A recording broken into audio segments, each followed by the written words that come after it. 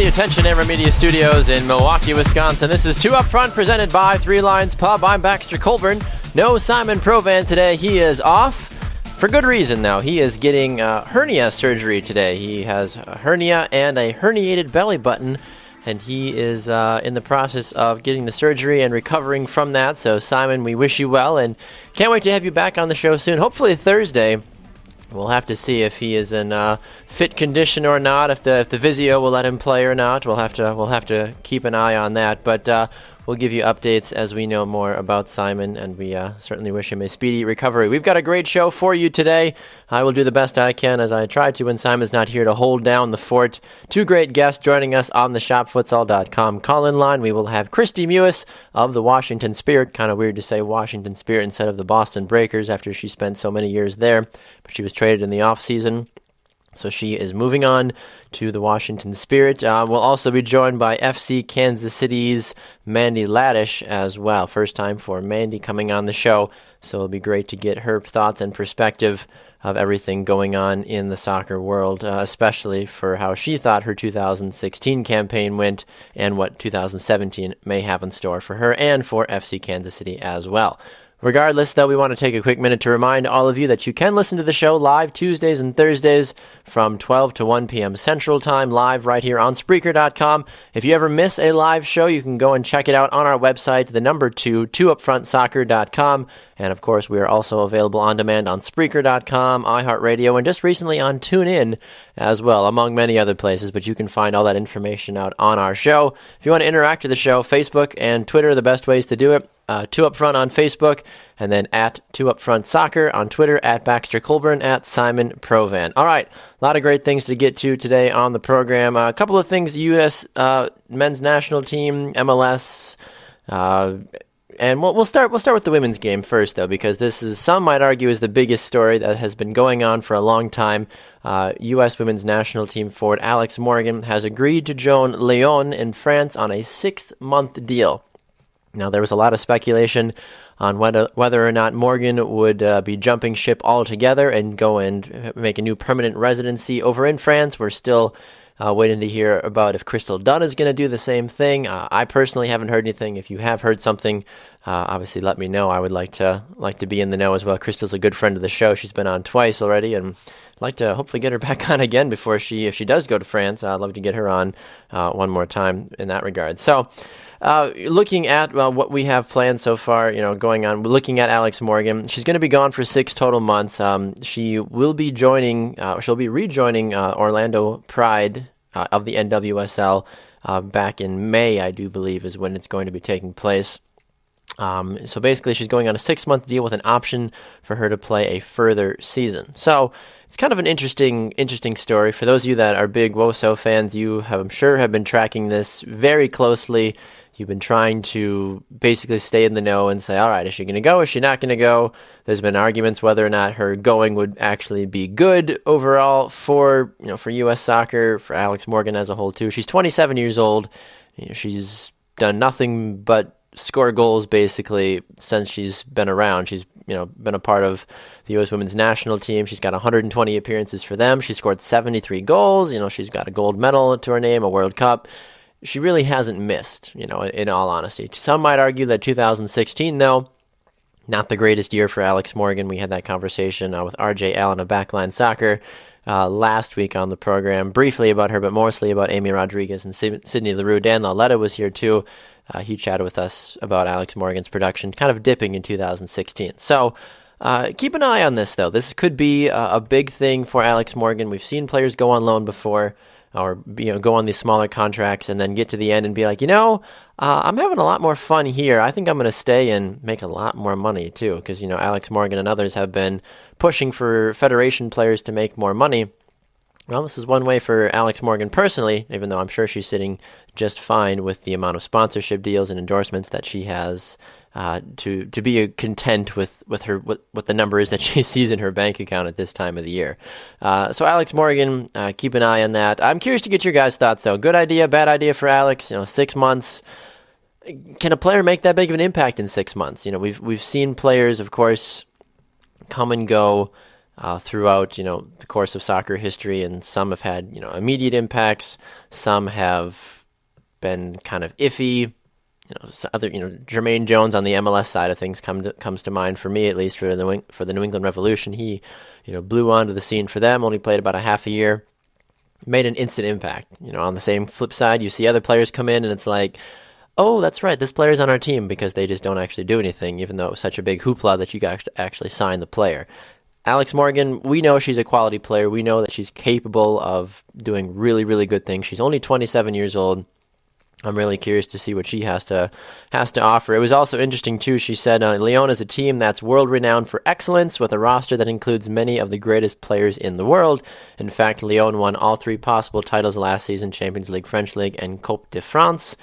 They are committed to growing women's soccer and provide the women with first-class facilities and an unparalleled training environment on par with the men's team. That doesn't happen here in the United States. That's the honest truth about it, and I know that those of you that are hard advocates for women's soccer, you're nodding your head probably right now going, yeah, wouldn't that be nice, instead of having to play at a college or having to play on a turf field that also has football lines on it. You could go on and on with a lot of these things, and Alex Morgan, I think, is doing the right thing in this situation. I fully support this move for her, and honestly, if there's other people that end up wanting to go do it too, why not? Because we as a country should welcome our players to play at the highest level possible, so that way then our national team then plays at the highest level possible. And I think playing in Lyon is a great move. I really think so. Let me know your thoughts, though, at Baxter Colburn, at 2UpFront Soccer, at Simon Provan. Easiest way to let us know your thoughts instantly, or as you're listening back as well, too. We check Twitter a fair amount. I wanted to razzle Simon, but because he's getting surgery, I'm not going to be mean. I'll just say Liverpool won in 94th minute fashion. That's all I'm going to say about it, though, and move on from that. I don't want to make it a bigger deal than it needs to be. CONCACAF, the 2017 Gold Cup host cities and venues have been officially dished out. Looking across the board, you've got some pretty normal places that you host CONCACAF games at. I will say the one city that I'm not seeing on here that I'm a little disappointed about is Chicago. That's the closest city for me, at least, being here in Milwaukee. So that's kind of a bummer here, looking across the board. California, Texas, Pennsylvania, Arizona, Ohio, Florida, Tennessee, New Jersey. Yeah, that's interesting. That's interesting at all. But United States, though, they, of course, are going to be, some might like to say they're going to be a heavy favorite. They're still waiting to hear a little bit more about all the teams that are going to be playing. United States, Canada, Mexico will be in here. French, Guyana, Jamaica, Martinique, Curaçao. Also, the United States will be in Group B. Mexico, Group C. Group A has yet to be determined about who will be the big seeded nation in that regard. So it's going to be interesting. I'm really curious to see how the United States fares under Bruce Arena. We know, of course, that he is capable of winning. Don Garber even called him, the best man for the job. That, I guess at this point in the stage, yes, he's the best man that's going to come in and, apply the Band-Aid and put some tape here, some glue there, and say, all right, let's hold this baby together and just get us through the World Cup and really hope for the best. But is that really what we want, though? You don't necessarily know what your team is capable of doing until you're really put to the test with a new manager. Now, I think Bob Bradley is a great manager. Not Bob Bradley. I think he's a good manager, too, but I think Bruce Arena, is a good manager. And I think that he's going to definitely raise a lot of eyebrows. He's going to be under... I wonder how much of a pass he's going to get, though. That's really the question for me, because he's been here, done that before. He did pretty well from a successful standpoint, depending on who you ask. But are we going to be content with a non-final finish in the Gold Cup? Are we going to be content with a semifinal or less finish in the Gold Cup? I know that would be really hard to do, considering the teams that are going to be there and the players that the United States has. But if that does happen, are we okay with that? I don't think we should be. I think anytime the United States is in an international tournament, they should be expected to be a quarterfinal minimum team. And I know quarterfinals can be neither here nor there, but especially in the Gold Cup, where the United States has had so much success, or at least done a fairly well consistently. If you're not making the semifinals consistently, we have a problem. I think a lot of folks would agree with that. I mean, like I said, I'm always curious to get people's thoughts about that. At Baxter Colburn, at Simon Provan, at 2 Up Front Soccer, with your thoughts and reactions to that. So we've got a great rest of the show coming up here. I know a lot of you are, of course, sitting here waiting, saying, all right, can we just get to Kristie Mewis? Can we just get to Mandy Laddish? Yes, we can. We're going to get to Kristie. Yeah, we'll get to Kristie now. How about that? We're going to head to a break. When we come back, Kristie Mewis of the Washington Spirit, not the Boston Breakers, of the Washington Spirit, will be here with me. And you can catch that interview right on the shopfutsal.com call-in line. We'll be right back. It's 2 Up Front, presented by Three Lines Pub. Stay tuned.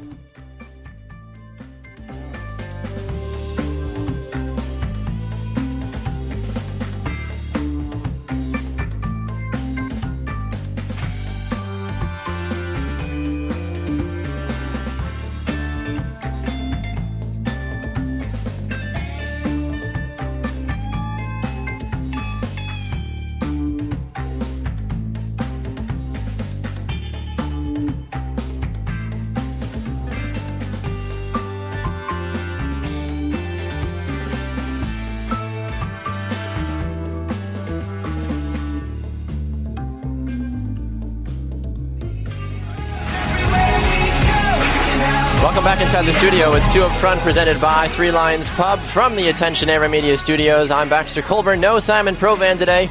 Simon is recovering after a long and grueling, now I'm sure it wasn't that grueling, but he had a hernia, wow, it's easy for me to say, hernia surgery today. So he is on the IR for at least a little bit. He thinks he might be good enough to join the show on Thursday. I've obviously never had surgery like that before, so I'll leave that up to him whether or not he believes he is fit to play or not. So either way, Simon, we hope you are feeling better, and we will look forward to having you back on the show on Tuesday.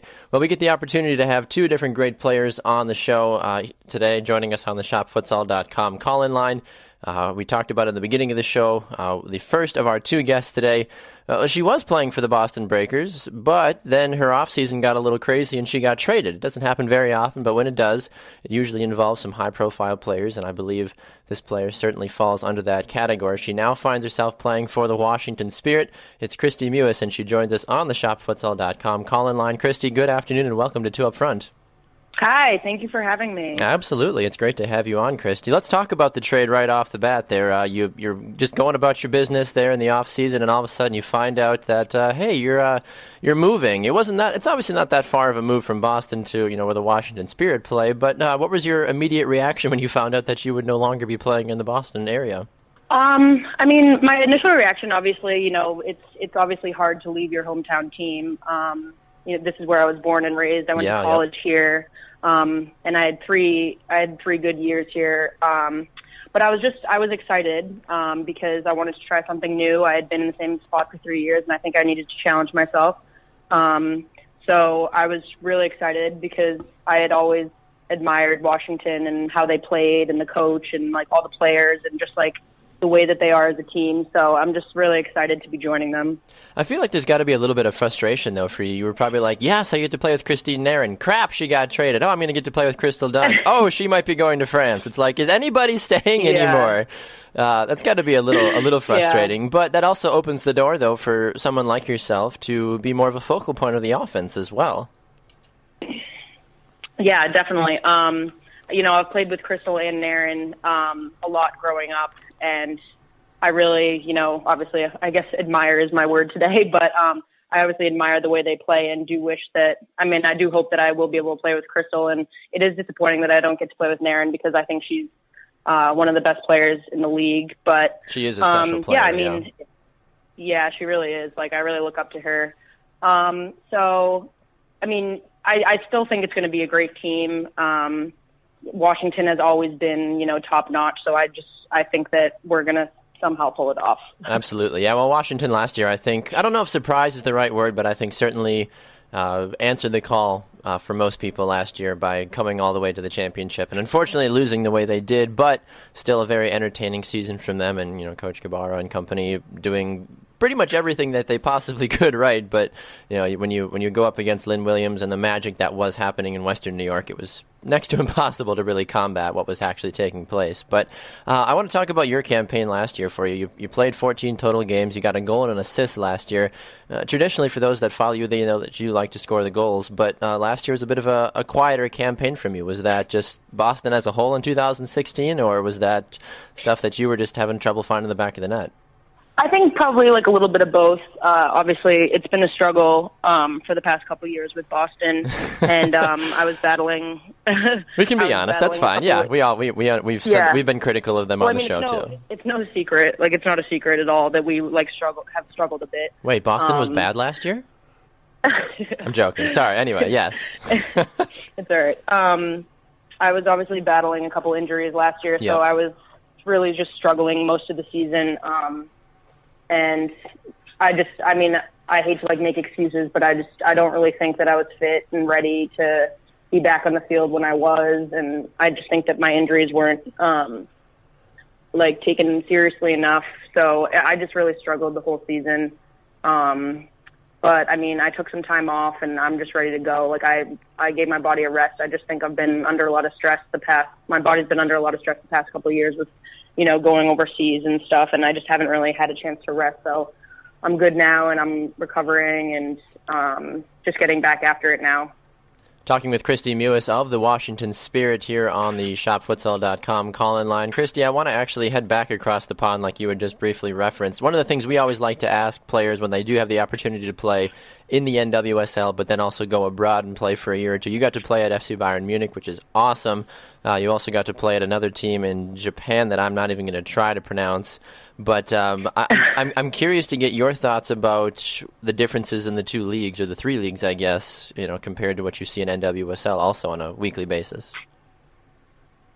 Yeah, I mean, we'll start off Japan. I played for Iga FC, and they were probably just like the most technical bunch I've ever played with in my entire life. Like, they weren't the most athletic team or the biggest team, but just the way that they move the ball and how, just like mentally they are just so there. Like, all of the players are just so smart. So that was a really good change up for me to kind of like. That sounds fantastic. It was just funny because I thought that like my athleticism and like my size would kind of like take over that, and I consider myself like a pretty smart player. But these girls were just like pinging the ball around me in 5v2 like I've never seen before in my entire life. Like, they were just so good and like the sweetest people I think I've ever met. So yeah, I was there for like 4 months and played in a bunch of games, and it was honestly an awesome experience. I went over there with Rachel Van Hollebeck, and we lived together, and it was so fun. And did a lot of traveling and stuff while we were there. And then I went to FC Bayern Munich last year and stayed there for around the same amount of time. And the German league is just so structured, so physical. And that's a whole, it was like completely the opposite from Japan, kind of, because everyone's like athletic and big and tall. And so I think I was able to learn a lot from my two experiences overseas. Absolutely, yeah, and it's interesting too, because you kind of take the experiences that you took in Japan and Germany, and then you bring that to the NWSL, and that's kind of like the melting pot. We hear all these different styles that the NWSL has. I've talked to a lot of players where they're just saying, hey, it's just a really fast league nowadays. It's not even as much as technical as it used to be. Is that kind of the trend you're seeing with the NWSL? Is it more of just kind of a run and gun league, or is it transitioning to like maybe more of a technical or more physical style of play? I think it's just crazy because I think that every team in the NWSL is like very different, and they all have their own style of play. Oh, yeah. Whereas I feel like more so in other countries, every team tries to play the same way.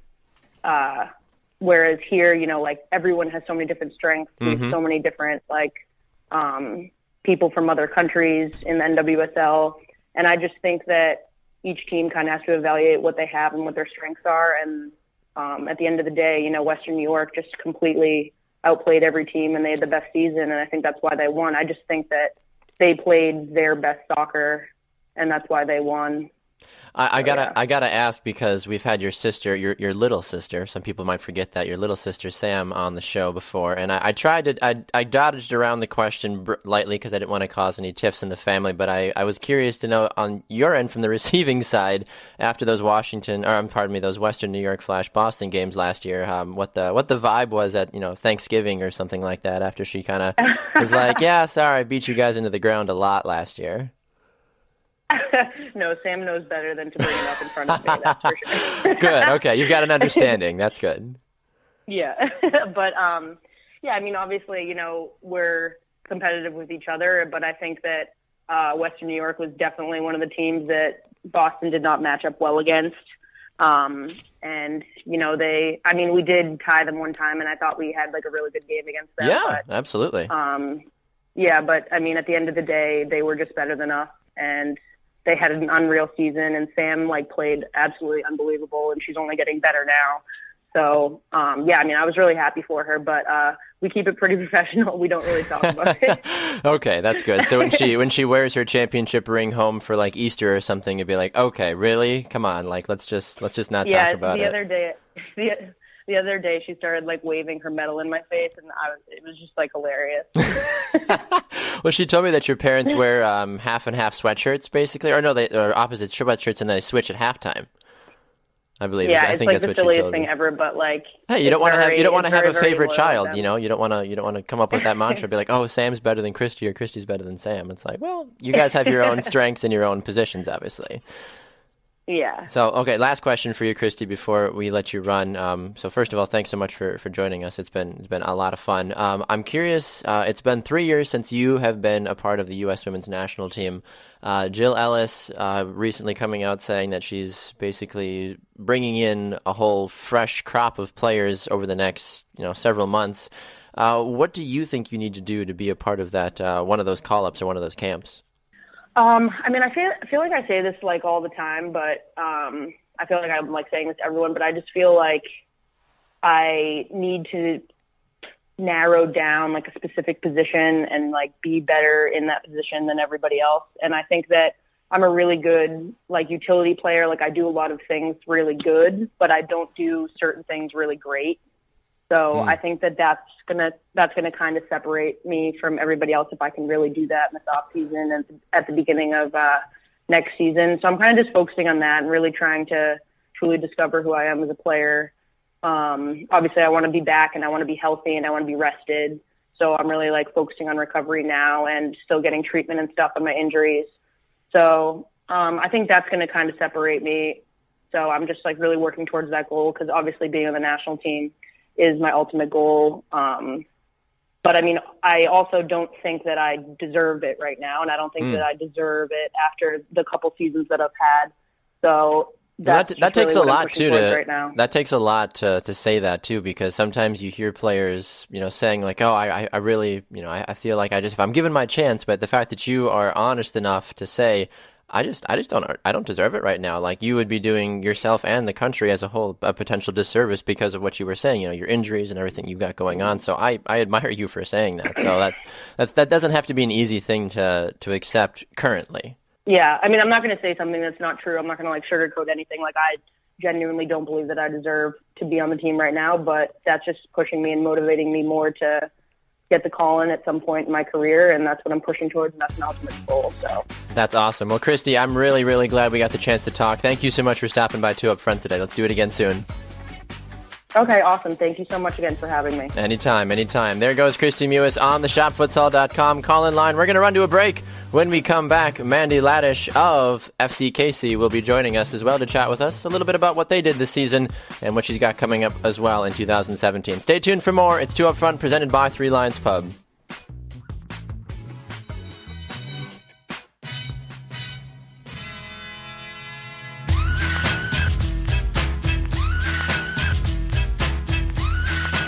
And welcome back inside the Attention Era Media Studios. It is 2 Up Front, presented by Three Lions Pub. I'm Baxter Colburn. No Simon Provan. He's off today.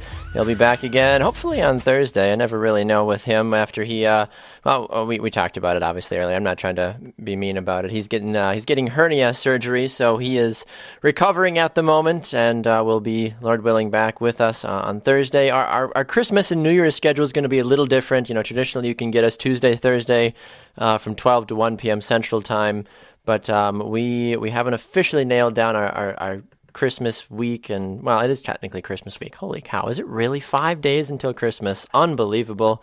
Special plug, I guess. If you're still looking for a gift, go to 2upfrontsoccer.com and you can buy a 2upfront t-shirt. Give that to one of your loved ones that loves the soccer game, but also maybe enjoys the show as well too. A good gift in that regards. All right, moving along with the program, we just heard from Kristie Mewis of the Washington Spirit. It was great to hear from her. Now we get to head over to FC Kansas City for our second interview on the show today. Joining us on the shopfutsal.com call-in line, she wears number 7. She used to wear number 25, and we'll have to ask her about that in a moment, why she changed numbers. But she wears number 7 now. It's Mandy Laddish, and she joins us now. Mandy, welcome to 2 Up Front. Hi, thank you. It's great to be here. Well, it's great to have you on the show. We were talking about it off the air, Mandy, but you gotta ask, or gotta tell us why you changed your number, I guess, because you were 25 and you're like, well, no, I'm 7 now. But what's the deal with the number change? Yeah, I just felt like 25 was a little bit of a big number for me. I wore 2 in college, and so I got used to a smaller number. And then when I came to Kansas City, they gave me 25, and it's just a little bit of an awkward number. So I decided that I would switch down to something a little smaller, a little closer to a midfield player's number. I didn't get exactly what a midfielder might wear, but 7 is close. So that's true. I went with that. No, there you go. Do you have some people like when they get the number? Do you have a specific player that you identify with by wearing number 7? You're like, oh, I wear number 7 because XYZ used to wear that number.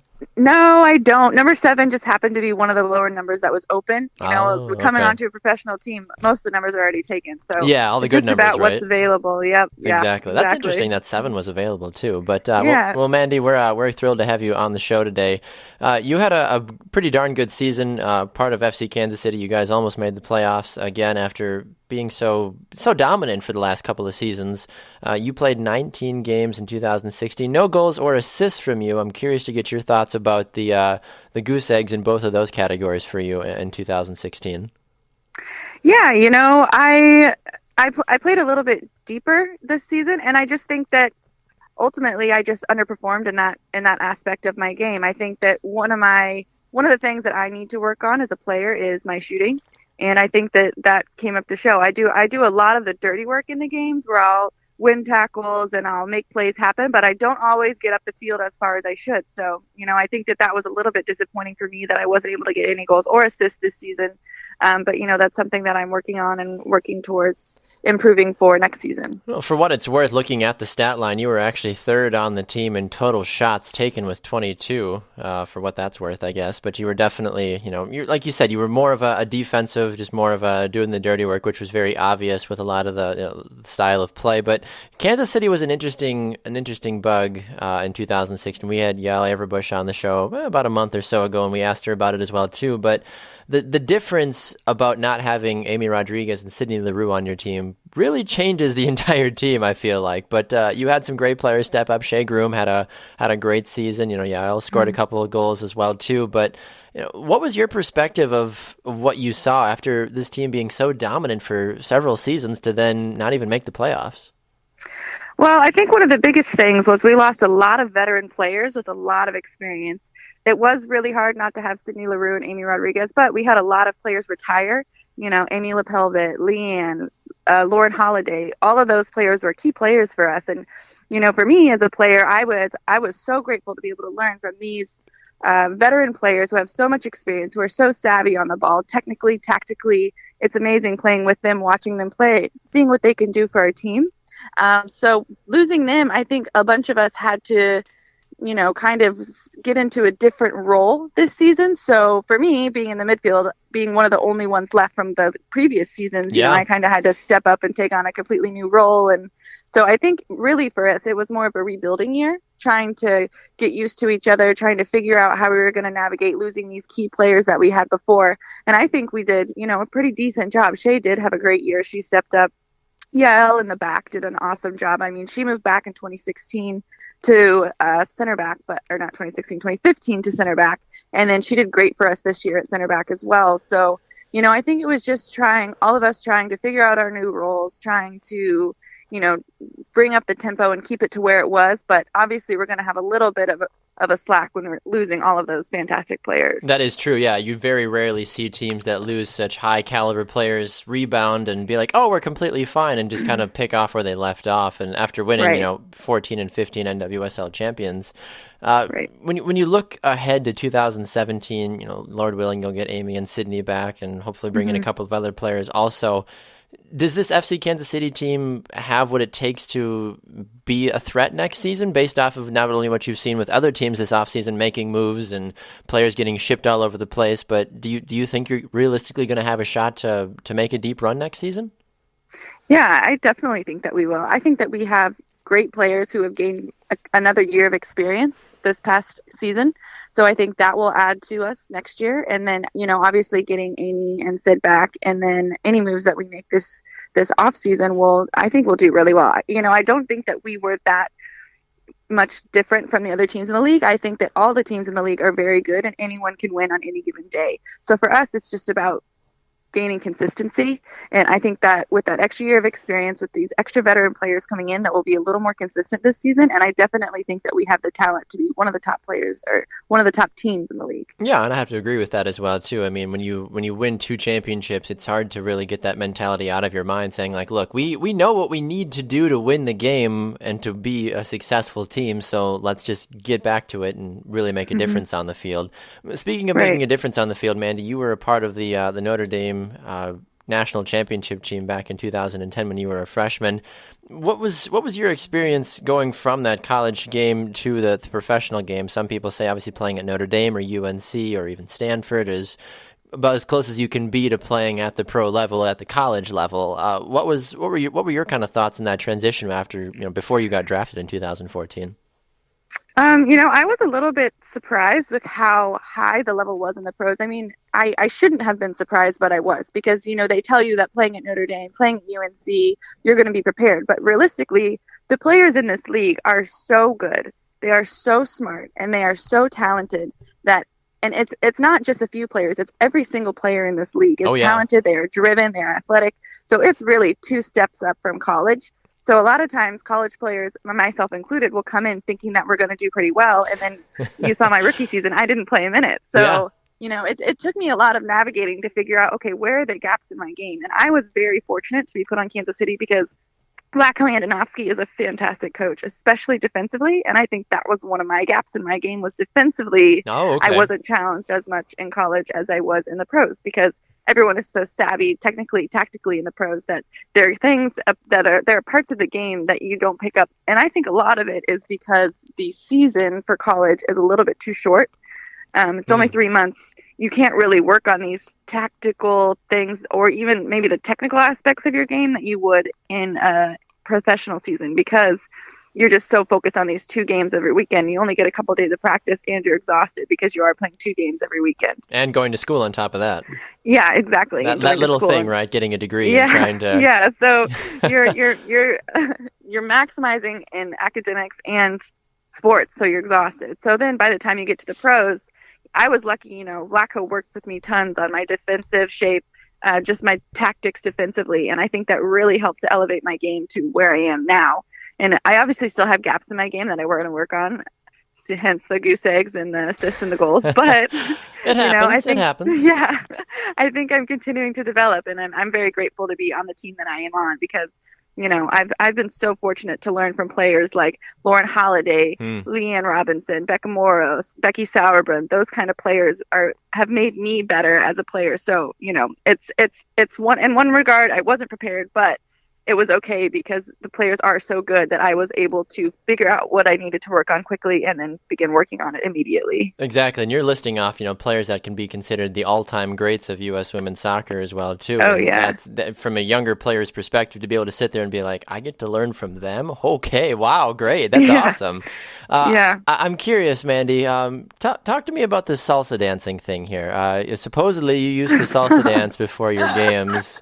I I have a ballroom background myself, among other things. I'm curious to get your thoughts about where the salsa dancing came from. Oh, this is funny because this always gets brought up in my interviews. I guess this is a big deal among the soccer community. It's unique. I like it. It's unique. It is. I guess at Notre Dame, we were always up and dancing before games. We had a pretty big locker room, so there was tons of space to dance. We had a huge speaker system. Perks of going to Notre Dame schools. Woo! I would just get up and salsa dance, and it was not good. A couple of my friends. No, it wasn't good. One of my friends is Puerto Rican, so she plays for the Puerto Rican national team. Actually, her name is Nicole Rodriguez. Of course. She was trying to help me figure out my salsa dancing, but I don't know. I don't think I have quite the rhythm that I need to salsa dance. My legs and arms don't move at the same time, so I'm a little out of sync, upper body, lower body, but I like to just have fun and go for it. So at some point I just don't care anymore and I just do it. And you're like, whatever, as long as you're having fun and loosening it up before the game too. And I'm sure your Puerto Rican friends too are just like, really? Like, is that's how you salsa dance? Like, this is so bad. You shouldn't do it. I'm like, I'm gonna do it. I'm doing it. Yeah, exactly. As long as it loosens you up. Well, one of the final things, Mandy, before we let you go, is it's always interesting to talk to players that have had experience with the U.S. women's national team at the lower levels. Based off of what Jill Ellis is doing right now, this new influx of younger players, bringing in players that maybe were a part of the system a long time ago or just are younger and up and coming in NWSL. When you hear information like that, how much more does that push you to not only want to be more dominant on the field, but to try to get back into the good graces of now Jill Ellis in charge of the women's national team? Yeah, I think making the national team is a goal for almost every player in the NWSL. So in that regard, my goals haven't changed. That's always been a goal to make it. But the fact that she is bringing in younger players, I guess, does provide a little bit more motivation for those of us that are younger and are hoping to get a look at some point or another. But really, it's an honor to be called into the national team, and you don't get called up unless you deserve it. So, I will continue to push and continue to grow my game. I definitely think I have a bunch of gaps that I need to work on before, I'm going to ever, get a whiff of that. But I think that it provides motivation for everyone and gives everyone in the league, especially the younger girls, a little bit more hope that they are looking. They are looking to diversify the team. So, I think that everyone in the league is feeling a little bit more motivated, and it seems a little bit more realistic that they could be there as well. So, but I have a lot of competition also that I see. So there are so many great girls in this league, like I said before. So definitely an honor to be called up for whoever is called up. And I feel like anyone would deserve to be there in this league. There are tons of girls that deserve to be there. So very true. Well, speaking of an honor, Mandy, it has been an honor and a pleasure as well to speak with you. I hope we can do this again sometime soon. So thanks for taking some time today. Yeah, I appreciate it. Thanks for having me. Absolutely. There goes Mandy Laddish on the shopfutsal.com call-in line. When we come back, we'll dive into MLS a little bit more, see what the heck's going on in this offseason. 442 had a great article about some players that should be coming supposedly back to the United States. We'll talk about that and more. It's 2 Up Front, presented by 3 Lines Pub. Stay with us.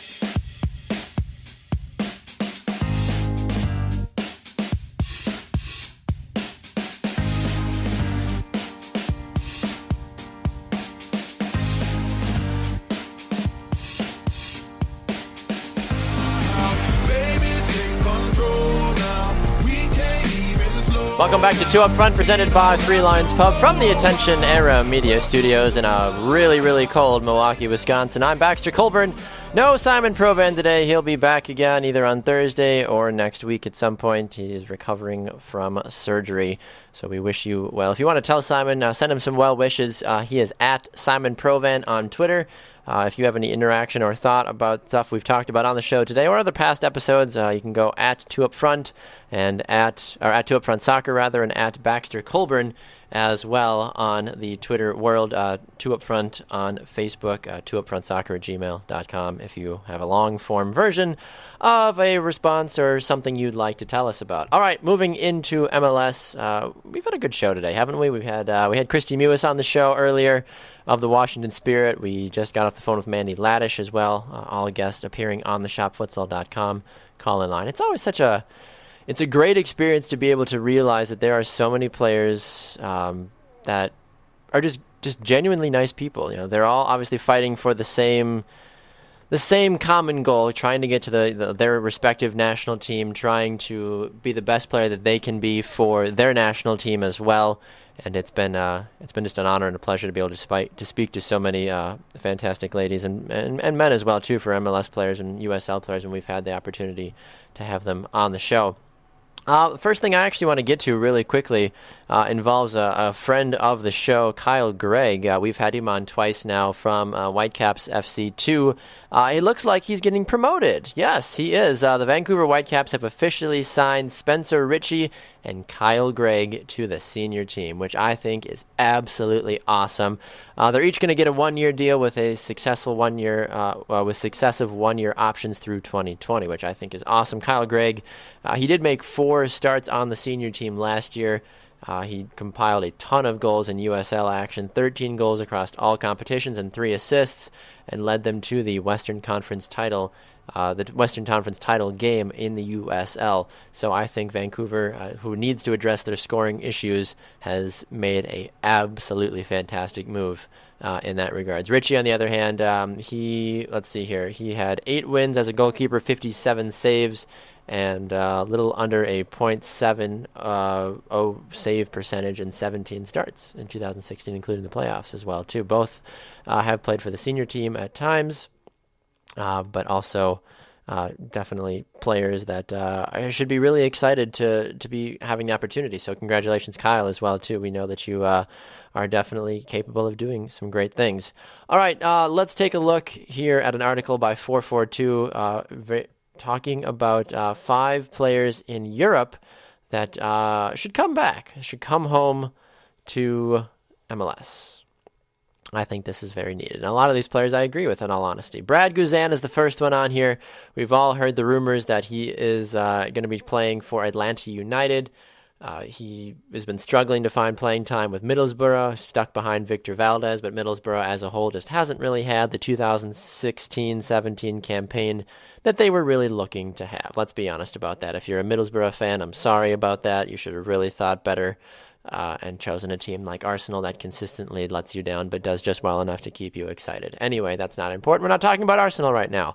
But no, Brad Guzan, 100% agree that he needs to be coming back. The next player on this list is Eric Lijak. I can say it in my head, but I can't say it when I'm actually needing to say it out loud, if that makes any sense. You guys know who I'm talking about. Lichaj. Lijak. I don't know. Regardless, he plays for Nottingham Forest over in England. Left back. He's got Chicago roots. This guy is a very good player. He's a young player. He's still on the right side of the 30 mark, which is what you want. He spent a little bit of time with the national team, not very much. We could potentially see him coming back. Being from Chicago, we know that the Fire are, of course, looking to shore up their defense after just a dreadful 2016 campaign. Why not bring back a guy like Eric that could really help bolster the defense as a whole? The next guy that we've heard rumors about in terms of Minnesota, I don't think it's actually going to happen, is Tim Ream from Fulham. There's center back need. People need center backs, and it's a vital part to any team, in all honesty. But yes, Tim Ream could potentially be coming back. The pool as a whole when you look at the U.S. men's national team. Jeff Cameron, John Brooks, Matt Beasler, Steve Birnbaum, and Omar Gonzalez. Those are pretty good players across the board, but Tim Ream, he was really toyed with during the Jurgen Klinsmann era, wasn't he? He would be called in for 2 games or 3 games and maybe play for like 6 or 7 total minutes over those couple of games and just not get a real opportunity to showcase that he's actually a good player. I think he's a good player. I think a lot of folks would agree with me on that one. But he just really hasn't found his fire recently. And maybe coming to MLS, coming to a Minnesota, coming to an Atlanta, New England Revolution. Anyway. Oh, wait, New England doesn't sign players because that would actually require being a good team. Anyway, I think Tim Ream is a great player. I think that he's got the opportunity to go back to the United States and make any team better. He was a great New York Red Bulls player for a long time, and that obviously helped him catapult over to England. Another former Red Bulls player is Matt Miazga. I talked about this last time on the show, I'm pretty positive. The 21-year-old Miazga, who was bought for a ton of money by Chelsea, has only appeared twice for them in the 2015-2016 season. Then he's been shipped off to Vitesse on loan in the Dutch league, as it were. He did score his first goal in a cup competition. He's made 4 appearances for the second team as well that plays in the 3rd division. It's not what you want to see from the future, supposedly, of the men's national team backline. You want them playing at a higher level, and I'm almost positive that nobody would argue against this, saying that MLS is better than the 1st Division Dutch League. I'm almost positive. No, I am 100% positive that the Dutch League is by far a far less talented league than what MLS is doing right now. Miazga could easily come back for a lot less money, instead of, I believe, like the $10 million that Chelsea purchased him for, and really come and tear things up in Major League Soccer again, as he did. I was a little apprehensive about the fact that he was purchased for so much money after he had a good season with the Red Bulls that led him to ultimately being paid a lot of money. But in no way was I looking at Miazga going, yeah, he's worth about $10-15 million. He should deserve to go play for Chelsea. I never really thought that. I think he needed a lot more time to continue to develop as a whole. And we never really saw that, in all honesty. The final player on this list is Emerson Heinemann. He plays at Bournemouth. He is an FC Dallas, let's see here. FC Dallas coach, Schellas Heinemann. People know who that is, of course. He's also a former, he's the grandson of former SMU and FC Dallas coach Schellas Heinemann. But he has spent the entirety of his career playing in England. He's 20 years old, which is great. The only problem with him, though, is his 3rd professional season as a whole has been an absolute bust. He used to play for Fulham, then he got over to Bournemouth. It just really hasn't been there for him, unfortunately. But, of course, people that follow Bournemouth know that Bournemouth themselves has been disappointing in 2016.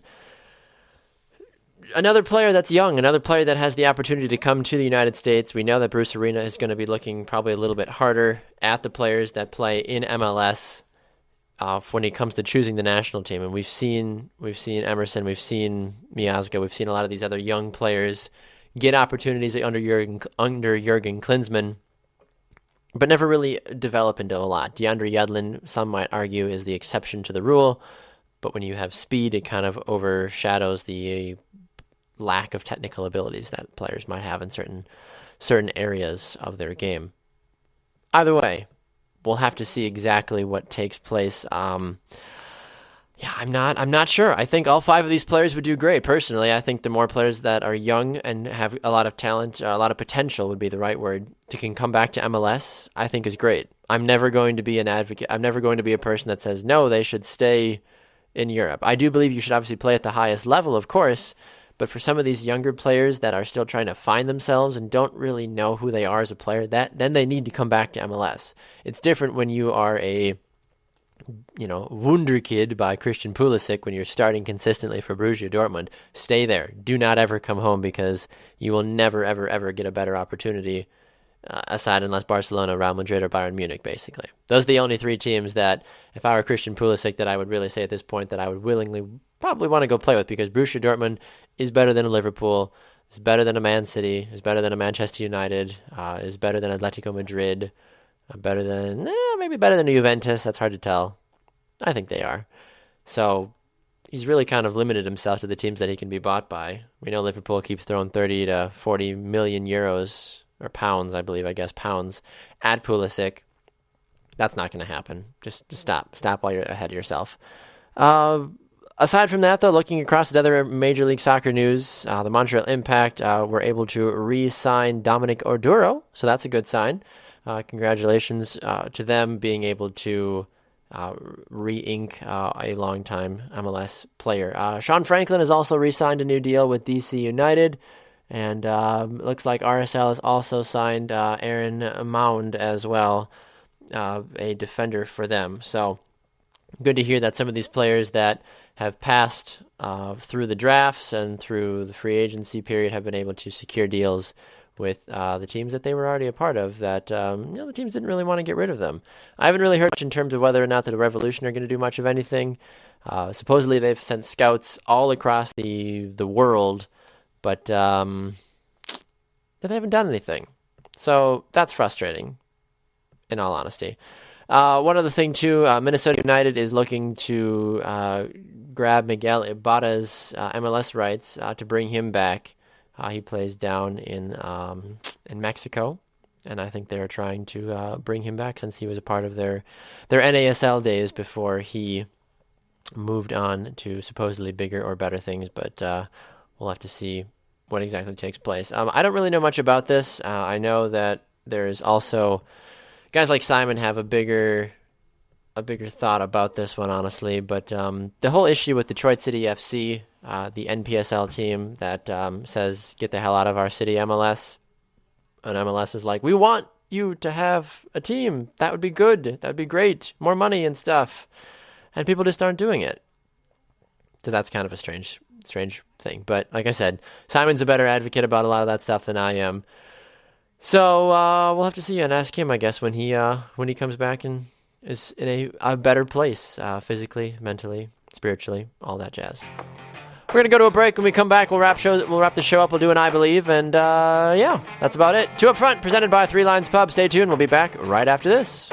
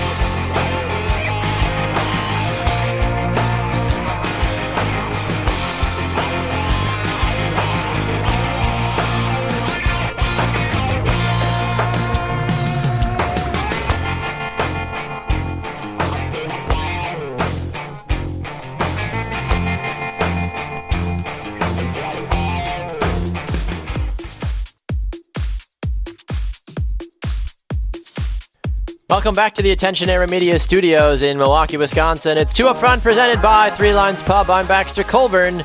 No Simon Provan. He's got the day off, recovering from hernia surgery. We look forward to having him back on the show either on Thursday or sometime next week. Reminder, check out our Facebook page and Twitter for updates as we get into the Christmas and New Year's, that's easy for me to say, New Year's season. I'll just have to open my mouth a little wider there. We will definitely be posting our broadcast schedule. Traditionally, you can get us Tuesday, Thursdays, 12 to 1 p.m. Central Time, live on Spreaker.com and on demand on iTunes, iHeartRadio, TuneIn. Oh boy, where else are we? The Sports Podcasting Network. We're everywhere. It's a great problem to have, honestly. The fact that you start to lose count of all the platforms that your show is available on, I think is an awesome blessing, honestly. All right, looking at all the great things that involve the final segment of the show.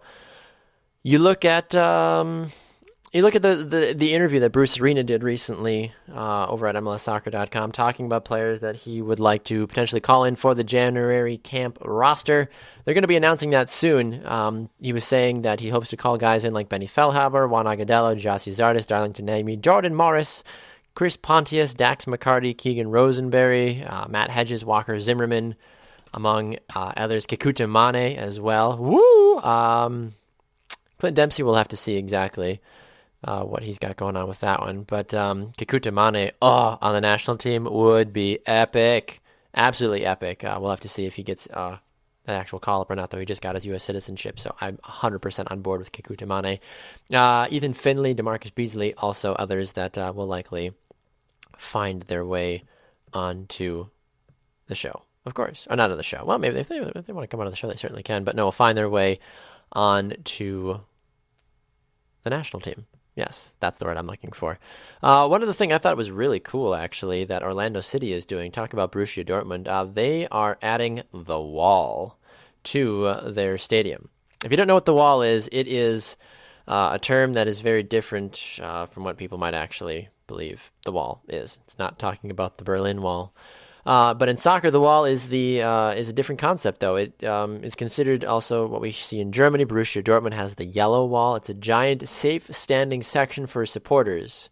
So you add that to Orlando, and you come up with a really, really sharp-looking stadium, honestly. Apologies, apparently there's a cat that wandered into the studio. I'm not sure how that worked out. Anyway, so Orlando City, they have this opportunity for their new stadium. It's going to be called Orlando City's Purple Wall, and it's going to be absolutely epic. So I'm really curious. I've never been to Orlando City's stadium. I wasn't able to get to their old venue, but I think that this new venue is going to be absolutely gorgeous when I get down to Florida. I'll be down in Florida in January for some business, so I might have to try to swing by the stadium grounds, I guess, as they're preparing to build the new stadium. So I think that'll be really cool. All right, time now for our last segment of the show.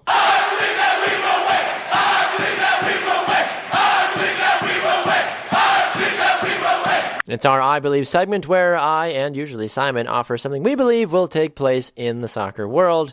I'm going to use my I Believe to be sentimental, as I have done recently based off of different things happening in my life. I believe that, I believe and hope that Simon will be just fine from his surgery and will recover to 100% physical fitness and will return to the airwaves of Two Up Front in a very short time. Partner, I hope you have a speedy recovery and you feel better soon. Well, we've had a great show today. A special thanks to both of our guests joining us on the shopfutsal.com call-in line. That was Kristie Mewis of the Washington Spirit, and we also had Mandy Laddish of FC Kansas City joining us as well. If you want to get on the show, why not shoot us an email, twoupfrontsoccer@gmail.com. Let us know your thoughts and opinions. You can find us on Facebook, Two Up Front, on Twitter, @TwoUpFrontSoccer. You can find me at Baxter Colburn and @Simon Provan. All the information you need to know about Two Up Front can be found on our website, www.twoupfrontsoccer.com. And anything else that you need to know about the show, just send us a message. We'd be happy to get back to you and let you know and hear your opinion about anything taking place in the soccer world. For all of us here at Two Up Front, I will be back again on Thursday. Hopefully Simon will be back as well with me as well. With our manager being the one above, we are Two Up Front.